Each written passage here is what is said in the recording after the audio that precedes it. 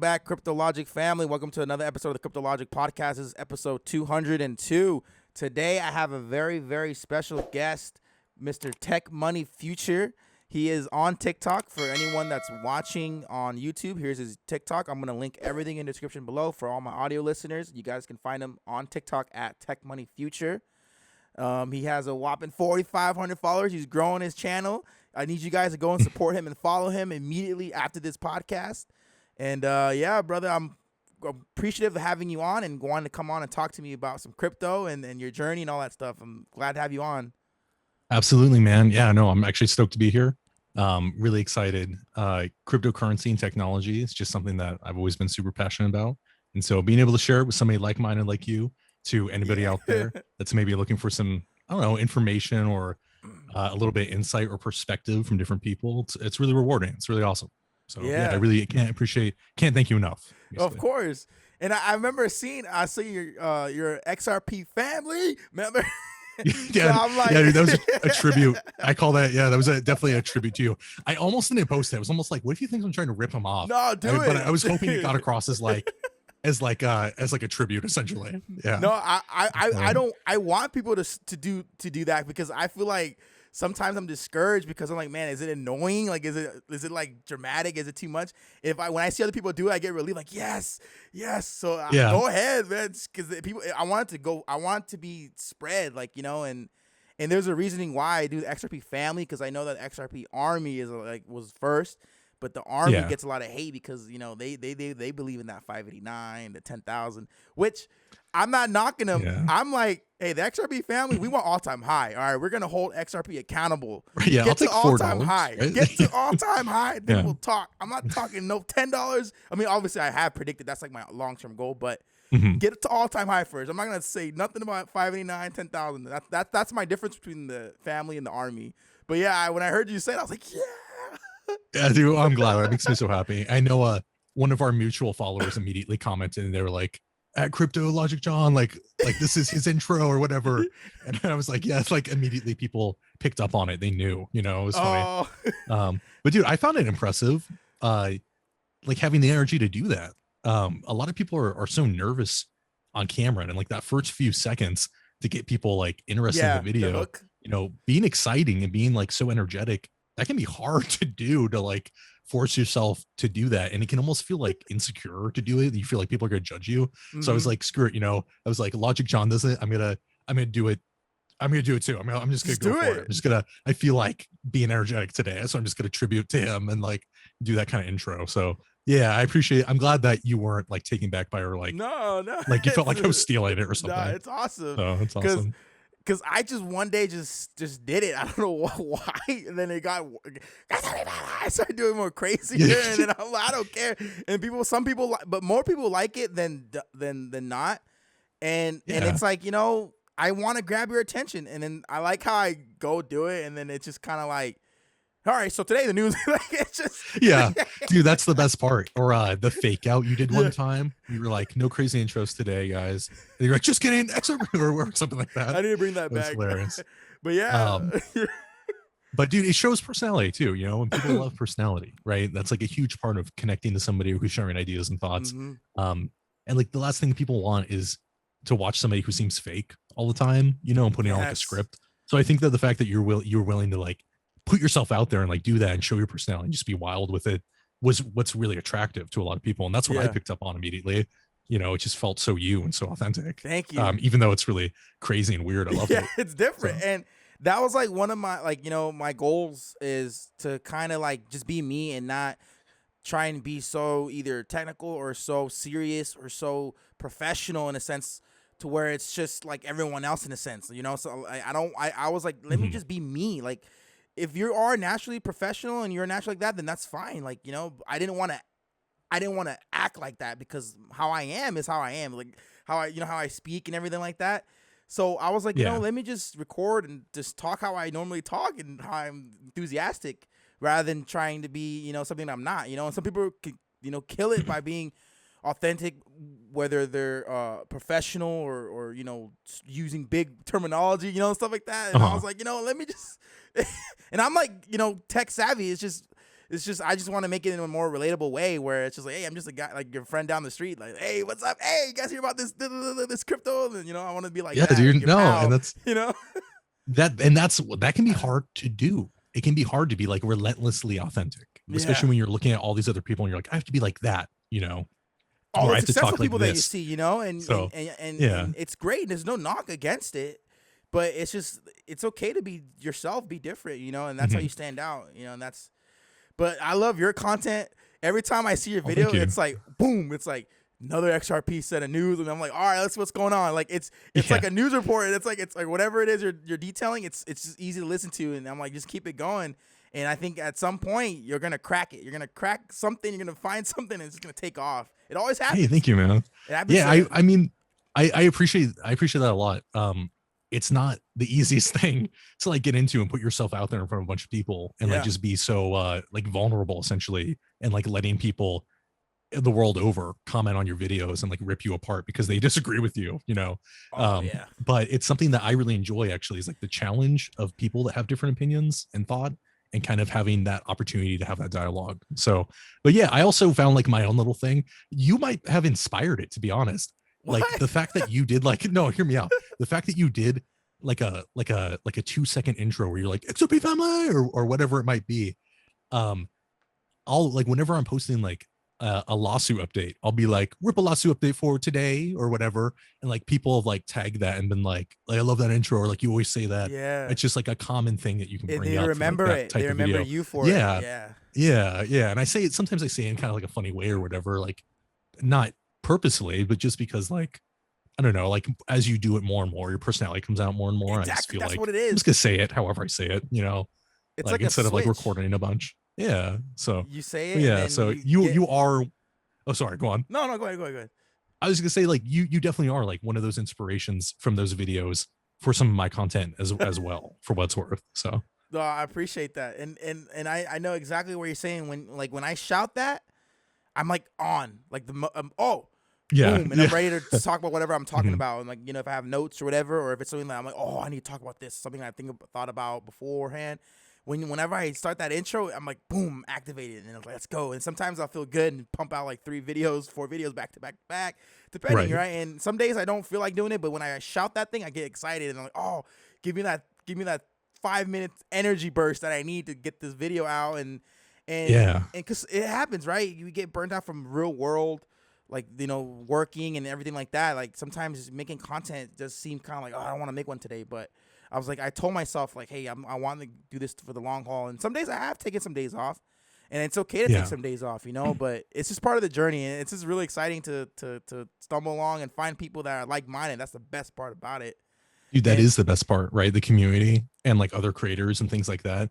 Did you post a video a while back talking about how somebody said like you have to post 3 to 5 times a day to be successful, and then you said, so I'm going to post 8 or something oh like no, that? that's Was that Sage. you? That was Sage. That was Sage. Okay, Yeah, I Sage did remember that. seeing something like that. And I was like, damn, like 8 videos a day or 8 to 10. Yeah, It's just I like can't do that.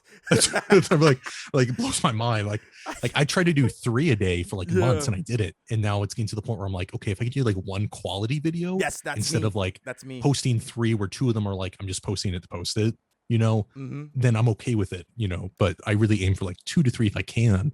But That's you're right, good. life gets in the way. It's Yep. people have to realize that we're doing this like as a side hobby, or a lot of people are, in the beginning. Yeah. And so yeah, there's other priorities and stuff, and The everybody's human. So exactly. It's a side hobby until and we're trying to make it our main, right? We're trying to get it to where this is like, hey, it replaces our current job, whatever the case may be, right? And we have to yeah, do it yeah. full time and get monetized and everything like that. That's obviously the end goal, is to get to that point where you have a YouTube channel, you have a TikTok, Mhm. thriving TikTok channel, Twitter, everything like that. Like basically everything we talked about before we got on air. Having a strong community that supports you, right? Having a Discord or whatever the case may be. But yeah, I was like, let me just do one a day minimum, and then if I can do more, great. One a day minimum, and keep it going from there. See what happens, and that's just part of the journey. It's exciting, and I wanted to say as we get into starting this podcast, I was like a good intro, right? What I wanted to say to you is that you going headfirst in and talking about XRP when it's probably one of the most hated cryptos on top Yeah, I of the know. loved Yeah. at the same time. The most hated crypto and theoretically could be the most loved crypto, depending on where Mhm. you look.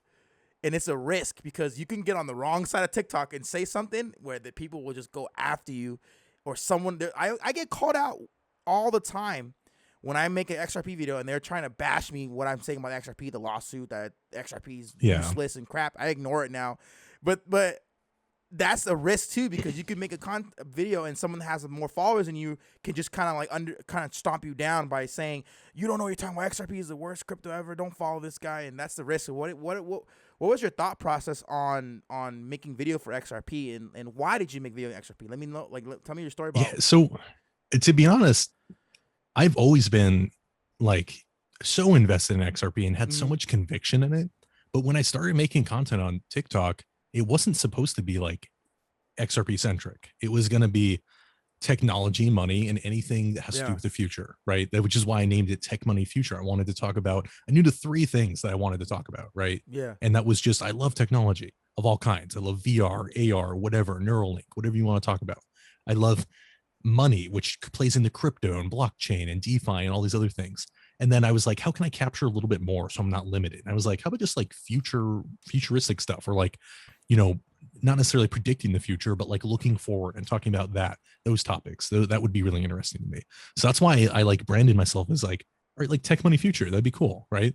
And luckily nobody had made that account somehow. It's a And then good yeah, so name. It's a great I brand. started, Great thank name. you. Yeah. I thought I like it. Some people think it's kind of dumb, but you know, at the end of the day, it's like I see other creators on YouTube and stuff, and they've like way like dumber names, and the name doesn't matter. It's like the personality and the Mm-hmm. information, you know, or the entertainment, whatever it might be. So people will follow you because of you, not because of your name, you know? Yep. So yeah, and then it became more about crypto because crypto's huge, and I love crypto. I love talking about it and teaching people about it. And then I realized that what I know most about crypto has to do with XRP, because XRP is my largest holding, Mm-hmm. and I've been investing in XRP for like 4+ years. And so I made a few videos on XRP, and I immediately realized, oh, people really want info on this. Like they did better, you know, people Yeah. really are more interested in this, or people are against it, or they have something bad to say about it. But that's good too, because it's not, you know, it wasn't overwhelming like one direction, like people knocking it down. It was a little bit of both sides, which that was okay with me. I realized really quickly that like having people comment on your videos who aren't in the same mindset might be just as beneficial as finding somebody who agrees with you, because maybe you can change your mind, or maybe it proves that your videos are reaching a bigger audience. That you starting your journey, like how did that happen in regards of you say obviously you just explained that you've been an XRP holder for 4+ years, and it gave you the confidence to start speaking about it, knowing that there's probably going to be some naysayers, and obviously the community of the support that the XRP army does for the creators, right? So what made you decide to just start recording and becoming a content creator or a crypto educator, etc.? So okay, man, so XRP has the greatest community in all of crypto by far. And I think so too. Yeah. I've seen it everywhere. I've seen it on Reddit, I've seen it on Twitter, I've seen it wherever. And it can get a little bit wily, right? It can get a little bit weird, but so can any crypto community. Like you're just gonna have people that are gonna be like $10 million XRP by next month or whatever. Obviously, that's an exaggeration. Yeah. But you know, at its core, the community is so large and so strong. And if anything, through the trial and tribulation of this like lawsuit that came out, which we can get to, against the company Ripple, you know, it's only shown me that it's even stronger. And so what I think I realized is I was spending every single day watching people on YouTube, watching people on TikTok, watching people wherever, and reading posts and things on people talking about the things that I love to talk about. And I realized, like, why am I not doing this? Like, I Oh. want to share with people too. You know, I want to give people some of my perspective that might be a little bit different from XYZ other creator. And so I guess I got really empowered and really inspired by a lot of other creators out there. A lot of people on YouTube, you know, like Blockchain Backer, who does Yeah. analysis. Some other people like Digital Asset Investor, Moon Lambo. Do you listen There's to Bearable Bull? so many incredible people. Bearable Bull's another one. Dude, I was so inspired by Bearable Bull. Yeah, me Like, too. like there's just so many people, and they you know, they can be, if you follow them, you really get to know them. beyond their content if you follow them every day and you watch a lot of their stuff. And so I was hoping that, maybe I could do that and I could be that person for somebody else. And I actually remember the first time somebody commented on one of my TikTok videos and said, fantastic content. I watch you daily. And I almost fell over. I was like, It you feels watch me so, daily? yeah. I was like, I became that person for you that like I have and so many other people, And so that like really like hit home, and that made me want to like double down and like really take it seriously. So yeah, that's kind of how I got into it a little bit at first. That's like that's like that's like beautiful because I know exactly how you feel because that happened to me too because I was like before we got on air and everyone who listens and pretty much knows my story. I was always consuming this content, right? I was consuming, and watching Bearable Bull, XRP Chiz, and everyone that was asset back. Every Coach JV was a big proponent. Like Yeah, Coach JV as well. I was super like heavy in changing my life, and then I just remember seeing like, man, like I have opinions on this stuff too. Like I have like real deep thoughts about this, and I have really strong conviction, and I know what I'm investing in, and I know what's to come in the future, and I'm like, I really want to talk about it. That literally that same sentiment. Yeah. And I remember the first video I made was what was the difference between XRP and XLM, and I made a video about that. And Yeah. I was like, I can just talk about XRP because it's something I really like enjoy. I've been investing in this for the past few months straight, going all in 10 hours plus, sacrifice so many things for it. And I think that anyone who's listening who has this feeling or that itch, it's like an itch, just go and take that leap. That's all I can say, Dude, like, oh my goodness, absolutely. There is some creator on YouTube, I don't remember his name.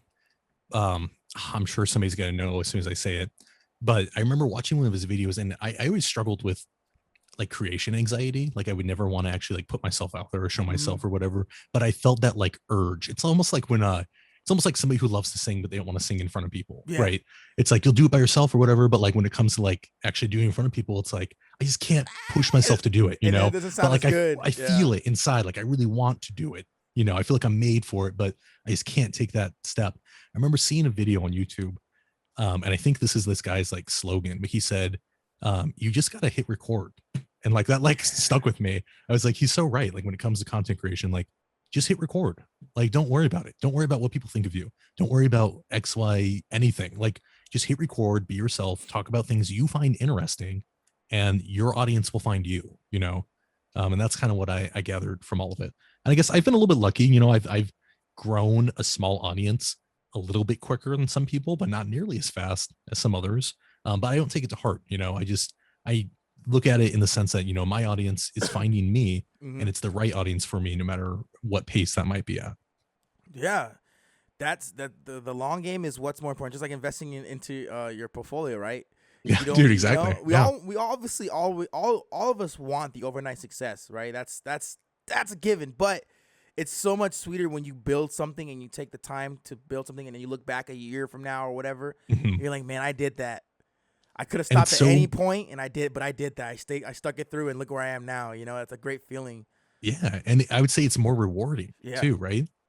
It's like it's like spoiling a child, or it's like if you could go out and get like plastic surgery and get a bunch of muscles, and like overnight you're ripped. It's like, okay, I might feel great, but if you work for it for like a few years and you really like work on yourself and your body and your image, and then you look back at old photos, that's gonna feel way better than like the instant gratification, of whatever fake thing you did. So yeah, I mean, there's so many analogies to be drawn there, but I think with crypto especially, like the long-term hold thing, it's a great moon one. bags, and that literally instant gratification, that is tenfold in crypto. People want that 1,000. People want that moonshot, that Dogecoin experience. They wanted to be someone that bought Dogecoin and it blew up and made them millions of dollars. Telecoin, there's so many that happened, right? SafeMoon, all those stupid coins that people were so fascinated and fixated on, when there's real fundamental utility out there that's boring, obviously, and regulation is going to come in and destroy the fun, but it's needed for it to really take off, for this market, for this space to stop being speculative. Regulation is going to have to come in, and we're already seeing purges happening left and right. The exchanges are getting hammered right now because of liquidity issues, and Luna, that was a black swan event. top 10 crypto that just collapsed, lost so many people millions of dollars, and just Yeah, it was crazy. single-handedly wrecking exchanges. And people are pulling their money off exchanges, getting on cold ledges, which I would say everyone needs to do anyway. But it's just causing so much uncertainty, obviously the fear, uncertainty, and doubt in the crypto space. And that we're at that point now where it's like this thing's not gonna take off until regulation comes in. This thing is not gonna take off until there's rules and And even then, guidelines. right? Even then, it might take Yeah, a it may little take a more little bit of time time. after that too. Yeah, But that's my goal, right? Partly is to like convert people from that mindset of the like the AMC ape, yep, Wall Street bets kind that like I want to get in and out and I'm gonna make $1 million by buying this dog coin, the Shiba Doge 2.0, Elon Shiba, whatever fake coin is out there. To convert people from like thinking of it like that, like this isn't like a get rich quick scheme or space, but it is like a true opportunity to build life changing wealth if you understand some basic principles and fundamentals and you're willing to be patient, yes, and nothing comes for free. There's going to be a cost, and that cost is probably you learning a lot about what exists and what you should put your money in and what you shouldn't. yep, And things like that, I guess. So if I can ever convert those people that are like here for the quick buck, that think they're going to get really rich off of like some meme coin, then I think I've done something great. Because who knows, you might your content could reach somebody who is only invested in some meme coin, right? And then they learn a little bit from you, and they end up taking a little bit more serious and maybe invest into 2 or 3 things that really have true utility and are going to solve a real world problem. And later down the road, if they are patient, they hold on to it, you could change their family line. You could change like generational like wealth yeah, there. You could be like that big of an influence on the future of like their family lineage, which is crazy to think. And people might call me crazy, and people might be like, there's not that much opportunity here or whatever. But man, I so disagree. I really think that this is the future of finance for the next 2, 3, 400 years. And we are at the genesis event of all of it happening, yeah. and this is our time to like get in. And we're just the lucky few that happen to be smart enough and like bright enough to like be observant and realize that this is happening with these select few things. So Yeah, yeah. and it's like a moment in history we're gonna look back and say, man, this is the greatest time to be here in this moment, to actually have the opportunity to Google something and learn about it on your own, to not Absolutely. have to know someone in the higher ups to, hey, what's going on, you can literally go Mhm. on YouTube and find any information out on your own. You don't need any help or anything like that in regards of someone giving you the ropes, showing you the ropes. You just go and do it yourself. And then we're seeing people become content creators. We're seeing people become something that they probably never even thought about they would ever do, or they had the confidence to do, because they had so much conviction, they believed in what they're investing in, and they want to provide, let people hear the word, like, hey, this is what's going on, this token right here is doing this. Mhm. They're just vouching for what they believe in. It's easy to talk about what you know and love, and then they're turning it into careers, and that's where we are right now, where people who respect the space are gonna do well. If you just come in and treat it like, oh, I'm gonna just, no research, no nothing, I'm just gonna buy this token that's gonna make me $100 million or something, like, you're never gonna win. Like, it's like buying a Yeah. lottery ticket. Some have It won is. that way, but That is, yeah. And I would attribute, I would compare it to just that. It is like buying a lottery ticket. And there yeah, might be a few people out there that are even listening right now that are like, I put $100 in Dogecoin right before the pump and I made a ton of money. What are you talking about? And yeah, it's like, there's going to be people like that. There's always going to be people that like luck out and like don't know what they're doing, put it in a meme coin at the right time and get lucky. But the thing is, it's not too hard to take the next step and really look at things that are going to change the world and put your money there and then be mm-hmm. patient, essentially. But I think you hit the nail on the head when you said that this is the time where people have access to information so easily Yeah, and so quickly. You don't have to go down to a stock exchange or anything and buy yep, a stock in person. You can do it on Robinhood on your phone now. You can communicate ideas with people around the world. You can go live with people around the world. It's yeah, just really nuts. And people need to realize that crypto is that next step. Blockchain is that next step. We already have the internet of information, which is what we all know and love. It's the internet that we all use. Information travels around the world instantaneously. And the next step, as you probably know, as I'm well aware, is having that with money. Our money is going to move at the speed of our information. And that is what blockchain is doing to the world financially. And so, if I can like demystify that for people and like make them realize like how huge of an opportunity this is, then I've at least done something to like Yep. to help better somebody, I think, and that feels really rewarding as well. Yeah, that's exactly that's it right there. Wait, it's it's the fact that we're in an age where money is has been slow and outdated. It needs to keep up with the technology that we have. Right, we went from writing letters, attaching letters to pigeons, and sending them on their Yeah. way, to text messages, emails. Right, Mhm. right. Obviously, mailing letters, and now emails, and then texting, and sending pictures and videos the speed of light. Videos, hundreds of megabytes of data that's being sent within seconds. Right, Yeah. money needs to catch up. Mhm. Cash needs. It's useless to have cash. You can't give it to somebody fast enough. And that's why Right. when you cash a Right. check, it takes 10 days to process and get your money. Like that Yeah, can't it's happen crazy. in a world where everything else is moving fast. And then money's the only thing Mhm. that's slowing down. Like that's slow. That's holding everything back. Like we're getting to the point to where the world as we know it, we're in the beginning shift of that. Like how I've been trying to explain to people is like we're in the very early stages where we're at the point where 10 years we're gonna look back and go, what the heck? Just like now, CDs are a fad. Blockbusters are a fad. Like Right. are gone. Like right. Like kids Mhm. these days don't even know what a VHS probably is. Like why you guys used to watch VH? Put the Yeah. little yeah, Yeah. Yeah. Be Nintendo. kind, rewind, Yeah, Yeah. and Yeah. gaming systems you just download them digitally. People don't like you Yeah. don't The need the disc is disc. going to go Yeah, away. Yeah, exactly. like Blu-ray, everything like everything's digital streaming. Like if Mhm. when you the further we go into the future, the when we look back and we were around, I don't, like with the flip phone, the Motorola flip phone, the BlackBerry Yeah. Sidekick, right, the big analog brick phone where they pull the string. Yeah. Absolutely. Now we're at this, it's just your whole world is That's crazy. on most people's world is on this phone. And it's just Mhm. crazy how like money is the next thing that's gonna change drastically. Like money is gonna like digital money is gonna change the world for third world countries, right? They didn't have dial up. They went and straight have internet right away, right? They didn't have. We went through progressions, while these third world countries are gonna have no money to just being dumped into the market with digital money. Like that's just how it's gonna happen, and I think it's And tremendous. what's really crazy is blockchain and crypto is creating new opportunities that we've never seen before.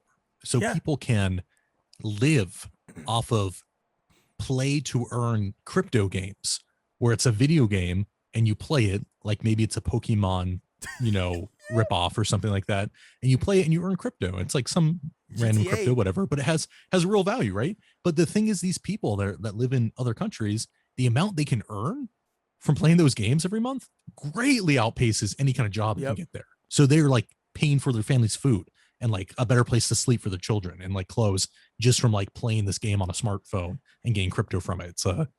It's surreal. It's really surreal. Yeah, and how I think about it is like think of a game like Grand Theft Auto, right? And there's leaks that rumors that it's gonna be played to earn. You can earn crypto, Mhm. and I was like, man, you know what's interesting is a game that's like that doesn't turn off, like an online game that will never turn off, that's on forever. There's going to be people that will probably work and keep the system alive, Absolutely. the ecosystem alive all day, all night, and they're gonna earn rewards for it. Like like I think Yeah, like that's in my opinion, man, that's the first step of working in the metaverse, yes, and then right? their Would be job is to people keep it that make going. their living in Yep. GTA, make their real living, make like real outside world money by solely doing things in Grand Theft Auto.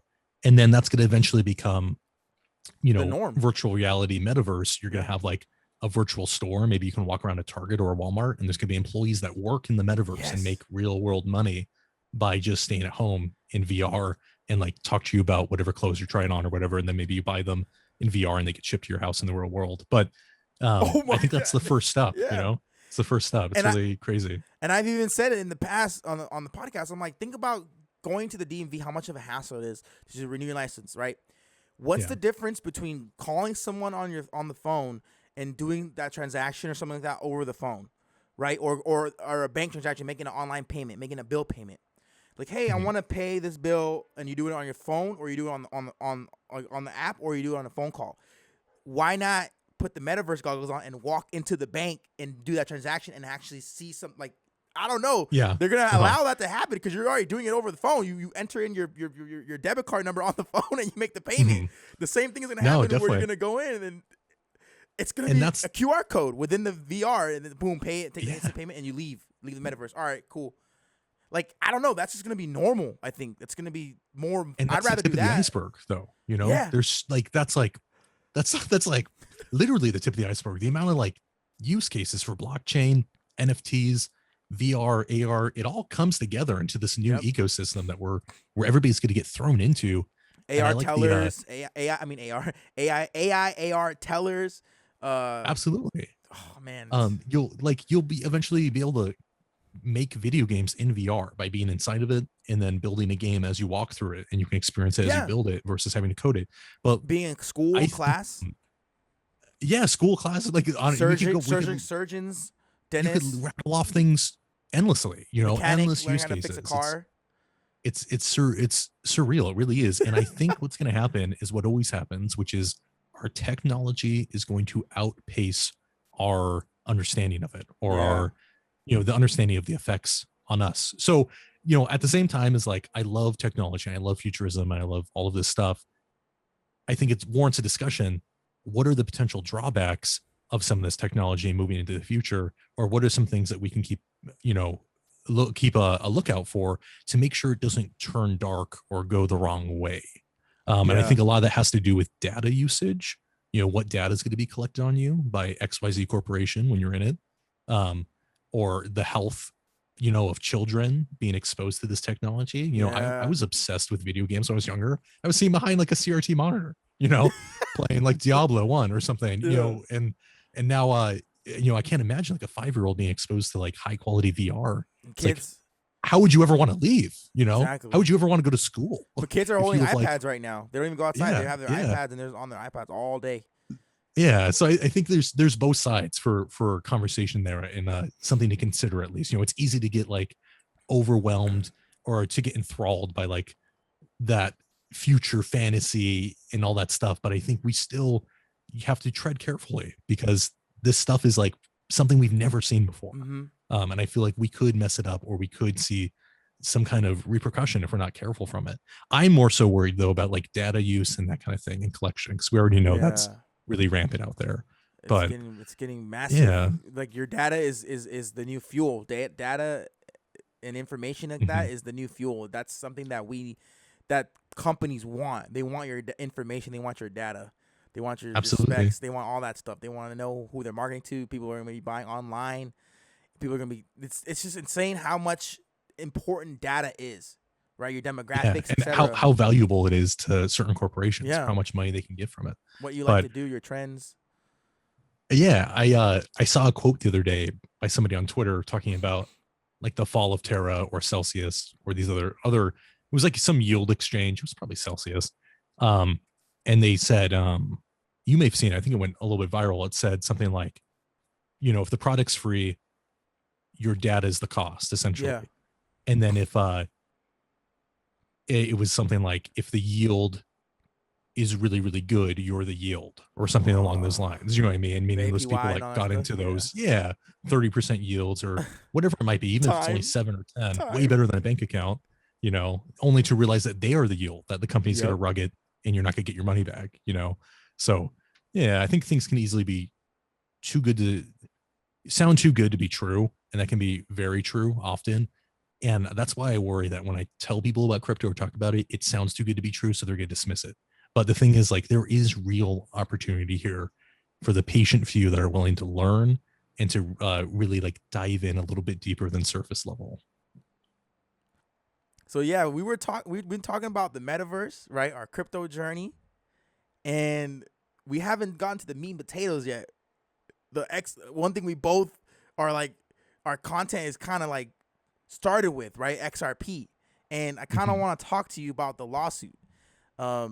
So the whole conspiracy, right? That's what a lot of people think, and the conflict of interest that's going on with Bill Hinman, right? Jay Clayton leaving and suing and then leaving, and then Gary Gensler's a puppet and all that stuff. What are your thoughts on the lawsuit and the implications for the crypto space? Yeah, that's such a loaded question, I right? know. Go ahead. The floor is yours. And it's so hard to describe like what's happening with the lawsuit in a like concise like amount of Yeah. time, I guess. But you know, dude, I don't even know how to begin. So I guess I've been following the lawsuit day one. I've been Hmm. following Ripple and XRP since before the lawsuit, like Hmm. every single day. And so I still remember the day that this thing came out a few years ago. And I was like, oh, this will blow over quickly. Like people are gonna realize that this is a sham, that like there's some really shady stuff going on here. Yeah. Nope. And it just took longer and longer and longer. And slowly it's come to light, but it's that kind of thing that like it's going to take a while, and it's going to take people over and over bringing attention to it to really get anybody to acknowledge it and not dismiss it as a conspiracy. And Hmm. that's what bothers me the most. It's not a conspiracy by any means that the William Hinman free pass speech granted Ethereum a monopoly with regulatory clarity for the last 4 years. Yep. You know, Got that's not a paid conspiracy. and got paid.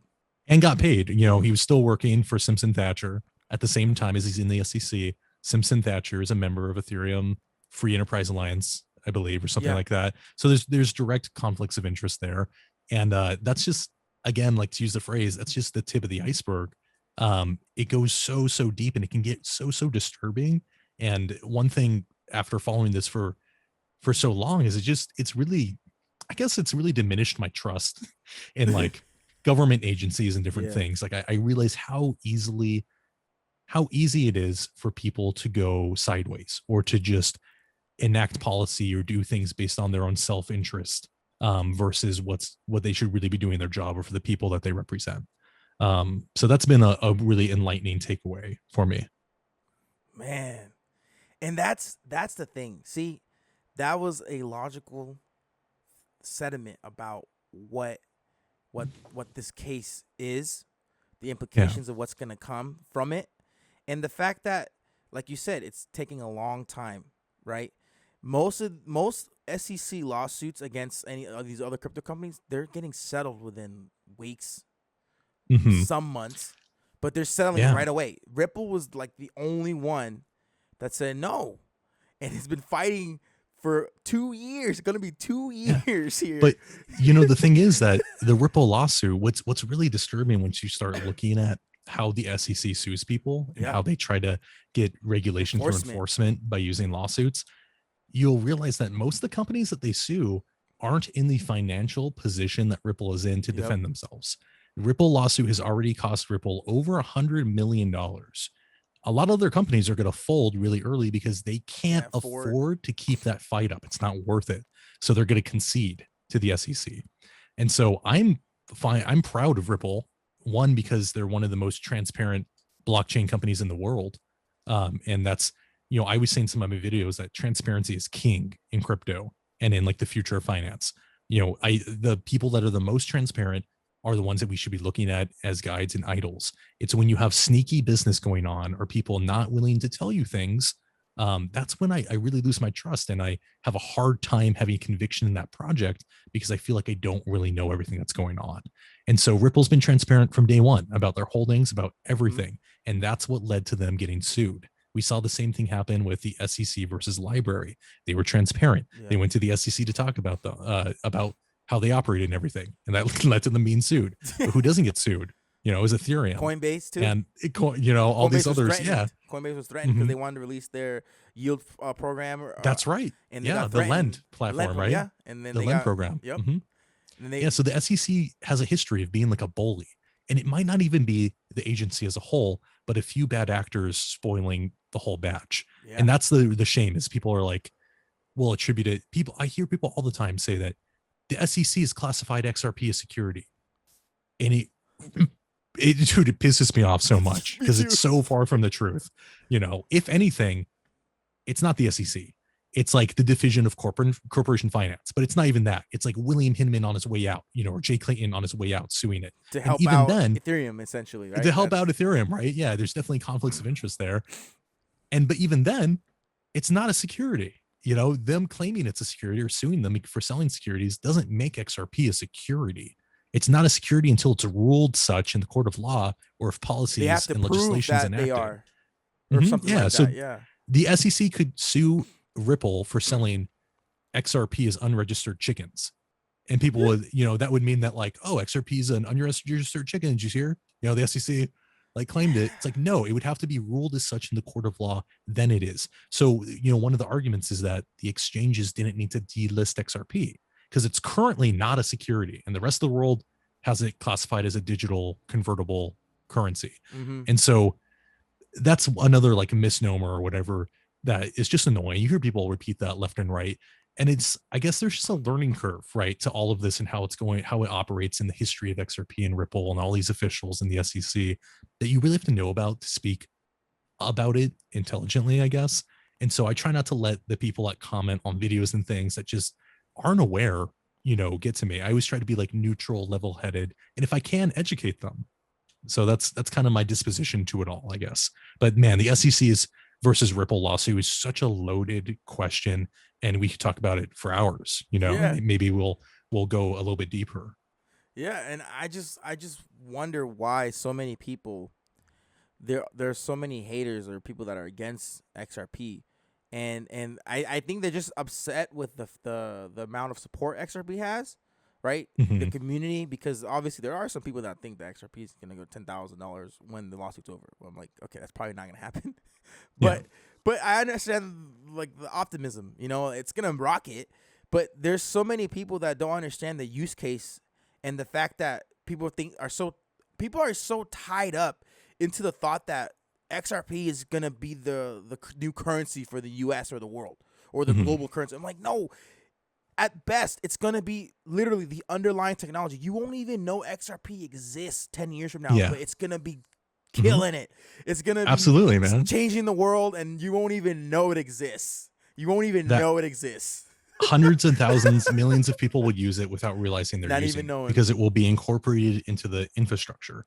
And I think that that's a great piece to go off on, which is this is the time in the adoption of crypto and the evolution of crypto on a global scale when it makes sense to look at what are the infrastructure plays that you can be making right now. What are the cryptos that are going to be around and be a part of this new world generation of finance operation, cross-border payments and everything involved. So that's why I'm a huge fan of XRP, XLM, HBAR, VeChain, all of those ones, and they get a lot of hate. They get a lot of hate for different reasons. People will be like, oh, that's an ISO, the ISO 022 coin. Like, that's not going to be anything, or those don't do anything. It's not real. It's not real. Instead I'm going to invest in this in Shiba Inu. But folk tale. It's like, people think XRP is gonna be like the face of the world. Like that's what they think. They're like, it's not gonna replace Swift. Like, dude. I don't think so. People have to realize that the system that's been in place for hundreds of years, with like banks that have been around for hundreds of years, and these families and these corporations that own everything and have control on the financial system, like that's just not gonna disappear. With a snap of a finger. If anything, blockchain is going to be incorporated into that, and it's going to be a supporting factor, and it's going to help the old system instead of replacing it. Would be my opinion on it. I agree with you. Yeah, and that's something that I'm looking forward to. And when it comes to the lawsuit, right? I hate the fact that we've been having to deal with the extension, and obviously, I think it's better because it gives us more time to accumulate, and more things. Yeah, and more things are coming to light because of it, right? Dude, and all publicity is good publicity in a sense. If people read something bad about XRP because of the lawsuit, it's getting more people's eyes on XRP, and maybe eventually they will realize the truth, or the company Ripple or whatever. What's going on here? And then when XRP or when Ripple wins, that's going to be the biggest news that breaks the entire crypto space. And I know I used to say, like a year ago, that when the lawsuit settle or finishes or settle, whatever the case may be, and Ripple comes out on top, where it benefits them, they'll set off the next big bull run. But I don't know if that's the case with all this regulation and everything going on. I think Ripple will have its day and it's going to go take off. But I don't know if it's going to affect the entire crypto space immediately. It will have that effect long term, I think. But immediately, I don't think it's just going to cause a massive pump of Bitcoin going to 50,000 back to 50K and Ethereum going back to 3K. Like, I don't know if that will happen. I think Ripple will probably have a nice, amazing pump and then a big sell-off. People are going to People are gonna sell Yeah. all the Oh, time. obviously. Yeah. And Oh, totally, man. People have been waiting so long, right? yeah, and And you know, I go on. no, I was just saying, like, and because I really believe, like, oh, it's gonna set the new bull run, and we're gonna go to the moon. We're not gonna look back. We're gonna hit a $3 trillion Mhm. market cap overall for the crypto space. And I'm like, I think we're a few years away from that now. I think that effect that Ripple has winning the lawsuit is gonna play a big part later. It'll be a nice pump initially, but later Mhm. we're gonna reap the benefits later. Like, that's what's gonna allow Ripple to be solidified as one of the ones that get wiped out. Not wiped out, because we're gonna go through a crypto purge. We're already at 20,000 cryptos. The last video I made, Yeah. we are at Yeah. 19,000. We're at 20,000.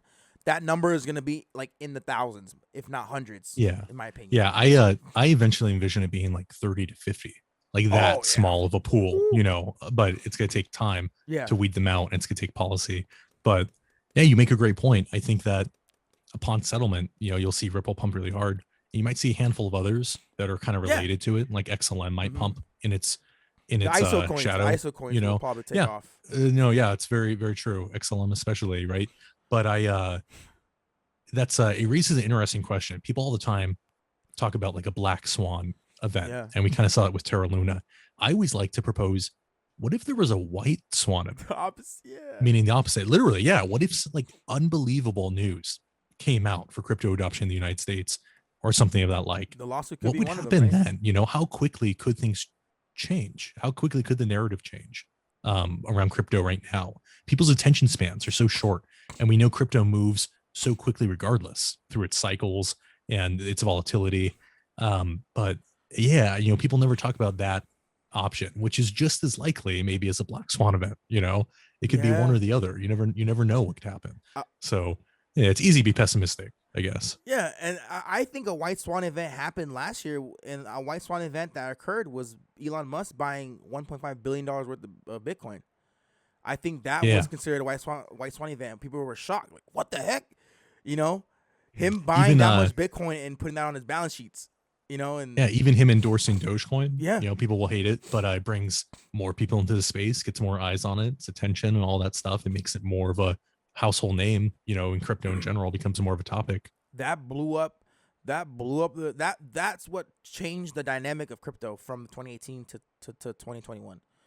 2018, everyone, obviously, if you were in the space, then you knew.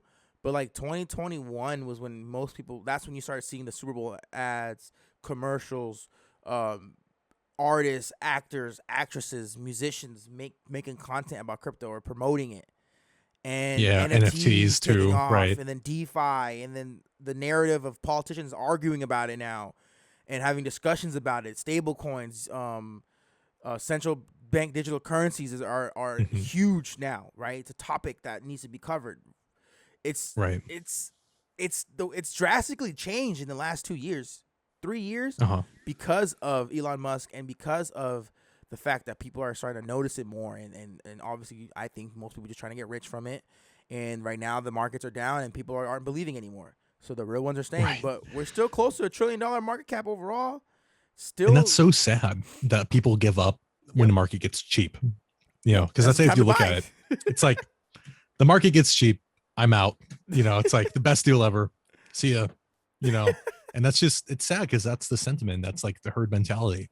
And even when people know that, the majority of people will buy when it's pumping and sell it when it's going down, it doesn't necessarily change their behavior. They have to be like, really on top of it, really rigorous with their own like emotional well-being and things like that. Not let it get to them.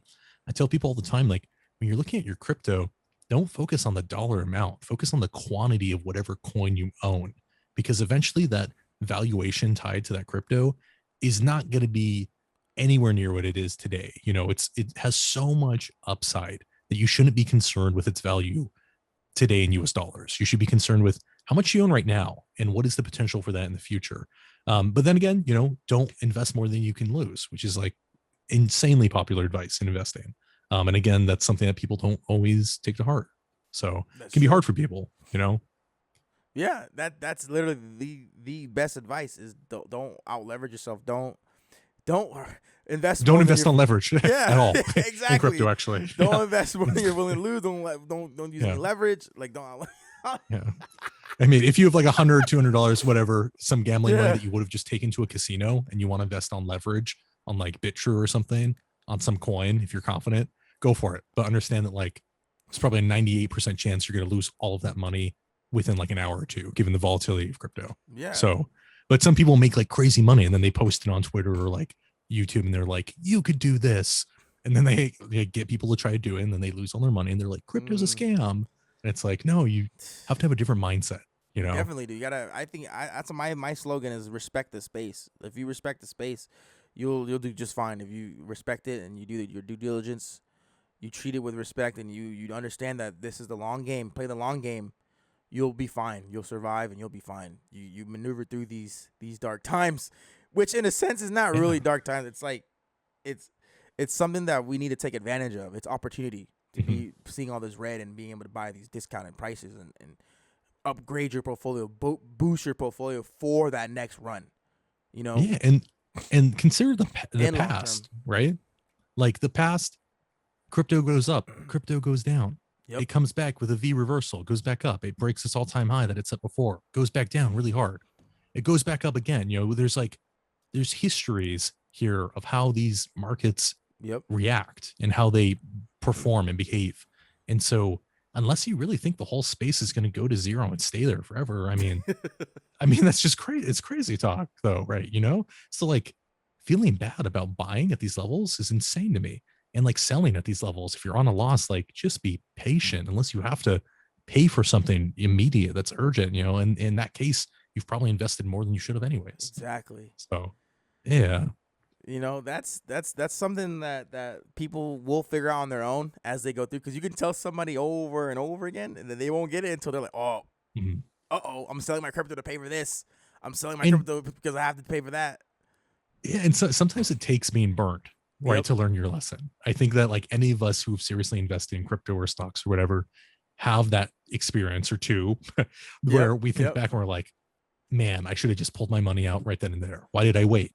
You know what I mean? Just 2 Went months to ago. zero. Or why did I, yeah, you know I invested in like Tesla stock on like margin or whatever one time.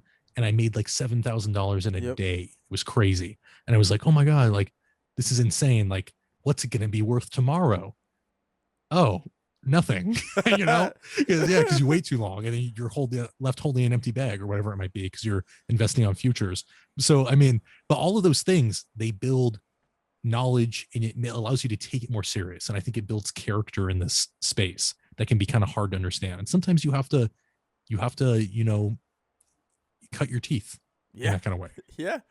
And on top of that, like leads into I want to talk about security, right? And there's the big narrative going on with let's say Celsius, Vald, Voyager pausing withdrawals, and we're seeing purges of exchanges potentially going to get bought out, potentially going to get insolved and basically get liquidated and shut down basically. And who's going to come up and buy them up? Binance is in talks of buying like over 50 crypto companies. We got Goldman Sachs trying to take bids and buy, exactly. Nexo. Do you hit it on the head with Goldman Sachs, right? All the Wall Street players. Yeah, they're like, well, let's just buy one of these instead of making our own.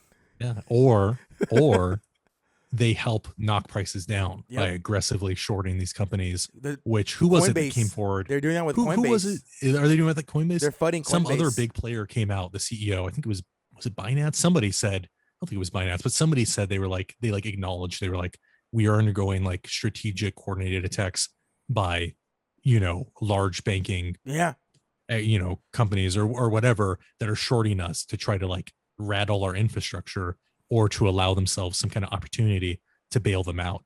And I think that's partly what happened with FTX and BlockFi. FTX. The CEO, Sam Bankman-Fried of FTX, one of the largest crypto exchanges in the world, just bailed out BlockFi.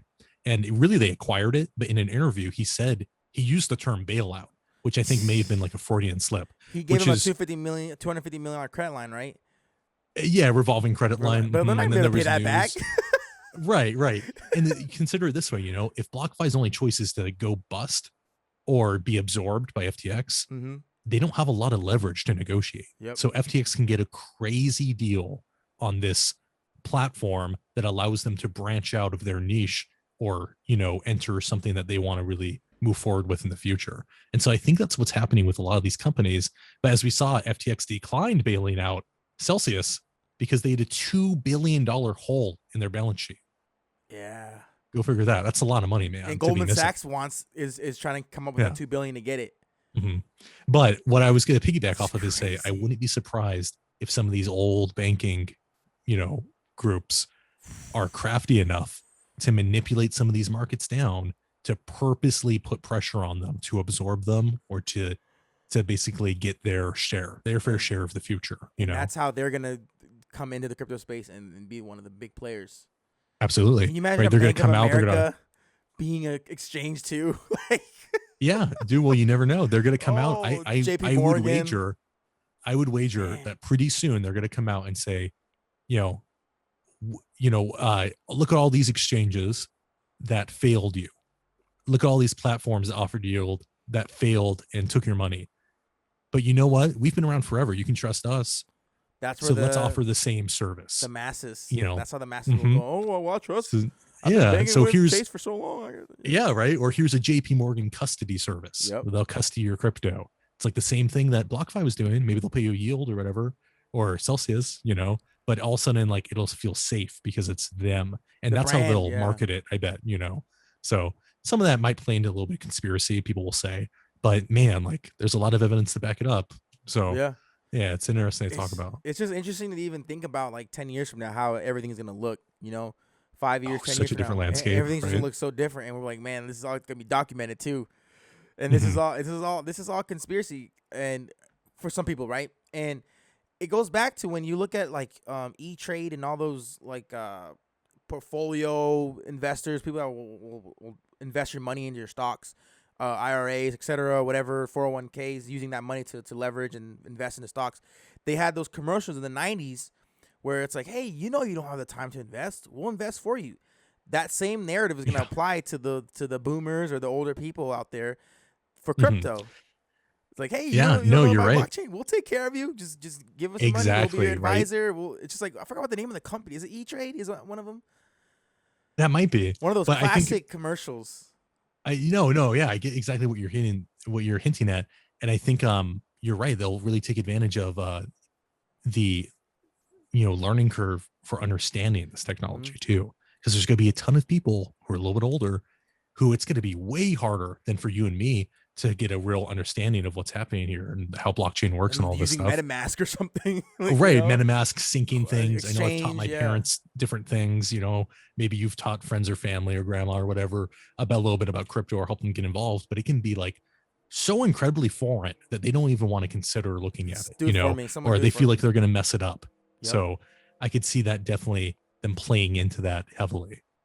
Yep. And then QR codes, paying with the tap of your phone is the norm, right? No more debit cards, no more cash. Like, I mean, I went to the movie theater the other day. They said no cash. It's please use your debit or credit card. And I'm like, yeah, this is normal. Like, cash is starting to become irrelevant, right? And obviously, it's gonna become scarce, right? Yeah. Scarcely used. Yeah. Yeah, which is interesting. It's just the world that we live in. Everything needs to be digital. Everything needs to move fast. And we're just right. And getting back to that, your money has to move at the speed of your information, right? To keep up with it. And that's what it's gonna speed up the world economy, right? You're gonna have to, if you could picture global like inclusion. Transactions around the world, you going 100 million miles an hour, settling almost instantly for next to nothing. That's the technology that exists today with the XRP Ledger and Ripple. Yeah, it's there. You just have to use it. And so a lot of these other cryptos, they hail in comparison to that. They don't nowhere close, anywhere near that utility. So, and there's so many other use cases too, which is why I'm a huge fan of XRP, huge fan of the company Ripple and their entire technology stack. House, so, love the team there. But so, like, when it comes to XRP, right? You've been holding it for 4 years. Along the way, what other cryptos have intrigued your interest? Like, are you a fan of Ethereum? Are you a fan of other layer ones? Are you what else are you interested in? Yeah, so the first crypto I ever bought was Bitcoin. Okay, bought a little bit of Bitcoin. I still think Bitcoin. I'm not anti-Bitcoin by any means. Neither am I. I Yep. think it's an interesting thing, and it's good to hold it. I'm a little bit turned off by the lack of transparency, though. Right, that's huge Yeah. for me. It's like not knowing who Satoshi Nakamoto is. Is it a person? Is it a government? Is it a group of people? Who owns that wallet? Are they going to come forward one day, identify themselves, and wreck the price? There's all these things to consider. Um, Same thing with Ethereum. I own some Ethereum. It was like the third crypto I bought. Mm-hmm. Ethereum seemed great. The ERC20 ecosystem and all the tokens, it was really exciting. And then you start to get a little bit more into it and you realize all the downsides, the high gas fees, the slower settlement time, right? The fact that there's a little bit of mystery and nobody's being transparent about the Yeah. genesis event for Ethereum. There's this thing called the disguised whales of Ethereum, which is during the genesis event for Ethereum, people who bought Ethereum for very, very cheap. Genesis event means like the initial creation, basically Yeah. the initial coin offering. The ICO. Yeah. People could have multiple accounts and identities and purchase Ethereum. That way, it's not like this one whale holds this amount. It was like, It's could be like, spread. it could be a multimillionaire or billionaire who owns 100 different accounts and they all are, 100 million Ethereum or whatever it is, 10 million Ethereum. And you wouldn't know it's that centralized with one person having that control. It Yeah. seems decentralized. And this is verbatim came out of, there's like a video out there you can go look up that acknowledges like, this is a thing that happened. And so, when asked about it, people skirt around this question a little bit, and that's just what bothers me. That's what kind of rubs me the wrong way. Yeah. So I'm huge on transparency. I think moving forward it needs to be king, and especially when we go to enact any kind of policy or legislation, nothing should be given a free pass immediately. Nothing should be grandfathered in. Not Bitcoin, not Ethereum, none of them. From the ground up, they should be looked at, they should be analyzed, and they should be made as transparent as possible. And then from there we can determine, are these things really decentralized? Yeah. Are they a commodity versus a security? This, that, the other thing. I don't think anything should just be given a free pass because people have said it's one thing over and over, and then people start to believe it. So beyond those, right, I'm actually a really big fan of different cryptos. One of them is like Shiba Inu, and that might sound weird coming out of my mouth because all I really talk about is XRP, and the ISO 20022 coins.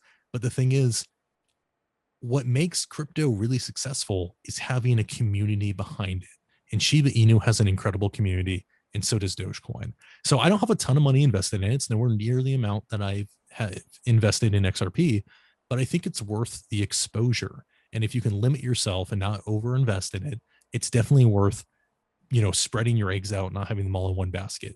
And I choose the ones that have the largest community, that are working towards utility if they don't already have it established, and the ones that I think could be around for a while. So Shiba Inu is one of them. I used to own some Dogecoin. I sold it, traded it for XLM. Yeah. So Stellar Lumens is another one.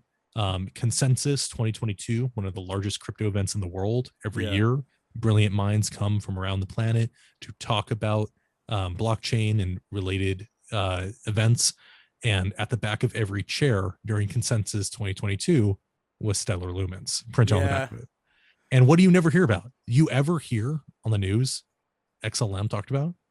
Never, right? Like never. I've never, I don't know if I've ever seen, maybe once here and there, but like you see Bitcoin, Ethereum, you might see Dogecoin, you might see like Polkadot or Algorand for some reason. But like XRP, hardly ever. Maybe now a little bit more with the lawsuit. Yeah. XLM, hardly ever. And I think there's a reason that those things don't get publicized a lot.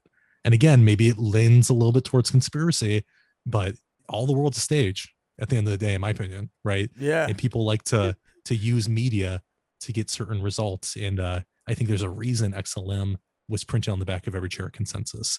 And I think there's a reason XRP and XLM solve real world problems and don't get talked about, which is weird, right? But you have like Shiba Inu and Dogecoin talked about left and right. The only thing that Sheeb is interesting to me is that Sheeb, the creator, disappeared. He like just he did. That was recently, right? He like logged off. He like like deleted his Twitter and like said something. And he's like, like that meme of Homer Simpson sinking into the bush. He's gone. He just kind of like disappeared. Yeah. But again, like I'm not over invested into it, overexposed it's just something to it. I think it's something that I appreciate that coin. I think there is room in the future for one or two meme coins in the sense that like that's true. They could end up having real utility and people could feel the most connected to it because it's more casual. XRP sounds scary. It's boring. It's hard to understand. But you know Dogecoin, you see Dogecoin all the time. You know the dog. You know everybody's talking It's about gonna it. get You see Elon accepted Musk talk about it. everywhere. Yeah, I mean, Yeah, Doge and Sheep get accepted, but you can use them as payment for Uber now. right. And so because of that, they are easier for people to embrace. And I think that if a ton of people embrace them, it doesn't have an option but to be around forever if everybody wants to use it. You Yeah, know, obviously it could get riddled out with like the like pruning of like the entire space that's going the to happen, regulation and the utility. Yeah, regulation phase, right? non-utility. Yeah, but I Yeah, think by then, if it's that serious and that many people love it and use it, there's room for an internet coin. And I think Dogecoin and Shiba Inu are kind of those two meme coins, so to speak, that they have were a in the real top shot. 10. They're the only two meme Yeah. coins in the most recent history that stayed in the top 10 and surpassed XRP market cap. They surpassed, you know what I Hmm. mean? And then obviously the argument to that is, well, Luna was in the top 10 for a long time, and you see what happened there. But they were in the top 10. I mean, the top 10 Yeah. now, I don't take it serious because 4 of the 10 are stable The stable coins. coins. Yeah. And then obviously Yeah. Dogecoin's one of them. And I'm like, the top 10 is not what it's going to be. 5 years from now, whatever the case may be. This is not something that I take serious anymore. The top 10 used to be respectable. Used to be, man, these top 10 cryptos are going to do something, right? Right. The And addition of now it's stable like, coins especially is a little bit, it's a yeah, little bit weird because you yeah. can have a like Tether, for example, right? People just hold money on there. It's People a hold money on there. They're organized by market cap. If they just print Tether into oblivion, it's gonna be number one, yeah, right? like it would yeah. just be number one. But like, so maybe there should be a different tab that for stable coins Take exclusively stable coins or out. something like Yeah, that. But you know um, yeah, that's a that's where people park their money. great idea. So It's true and it's sad. Oh, dude, speaking of that, I think stable coins are under attack by Wall Street personally. yeah, You've seen like Terra Luna fall, all these other ones fall, Tether lose its Tether, peg, but the only one that like hasn't had anything happen to it that I know of is USDC, and they're which is partner owned by BlackRock. BlackRock has heavily invested BlackRock into and them. Goldman Sachs, I Yeah, believe, love right? them. They're heavily invested in They Circle, which is yeah. So it's like it's hilarious. It's like they're eliminating all their competition they without you know what I mean. So yeah, they're documented as saying we want USDC to be the go-to stablecoin for everybody. yeah. That's what And they've you know said. how you do that? That's You what they, aggressively short all of these other stable yeah. coins and cause them to collapse, or you USDC find is the the way only that the one. algorithmic stable coins, you know, how you can put a wrench in the works and cause it to collapse, you know.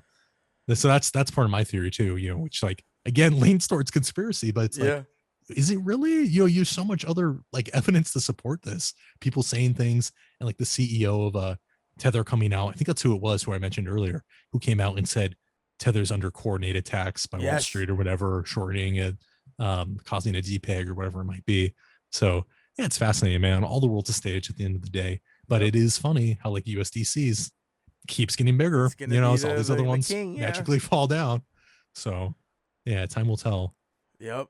And with and with that, that's something that I want to just like dive into the next time I have you on. I mean, I unfortunately the Zoom thing is running out again. And I don't know how to do that. Yeah, no worries, no worries. but Yeah. but yeah, man. It was a great honor having you on.